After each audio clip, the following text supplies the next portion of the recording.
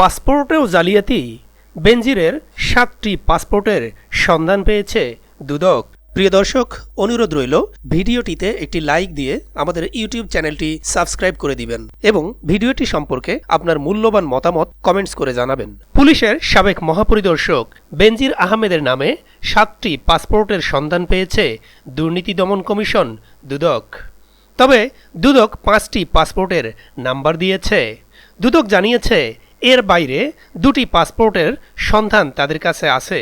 এ বিষয়ে আরও খোঁজ নেওয়া হচ্ছে।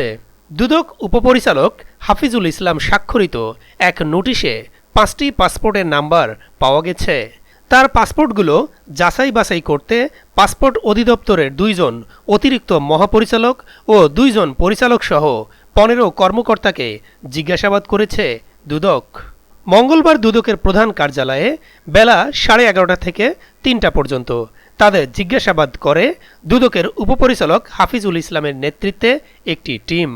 বেনজিরের বিরুদ্ধে অভিযোগ হল বেসরকারি চাকরিজীবী পরিচয়ে সাধারণ পাসপোর্ট তৈরি করেছেন তিনি। পাসপোর্ট তৈরির ক্ষেত্রে আশ্রয় নিয়েছেন নজিরবিহীন জালিয়াতির। কিন্তু পাসপোর্ট নবায়নের সময় ধরা পড়লে আটকে দেয় পাসপোর্ট অধিদপ্তর। সাবেক এই আইজিপি পাসপোর্টে পুলিশ পরিচয় আড়াল করেছেন।